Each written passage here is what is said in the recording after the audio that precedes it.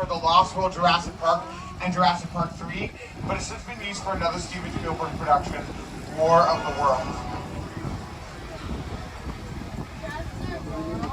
Airplane crash site set is a perfect example of a set that was all designed around a vision for Getty to sit down and talk about War of the World. And I thought, what if the 747 goes down right in a big neighborhood? Because it's just something you don't see. This is a real 747 that was destroyed for production. It was retired from flight, and they destroyed it, not really for dramatic effect, it was to get it under the freeway overpasses to get it. It was smaller than it was.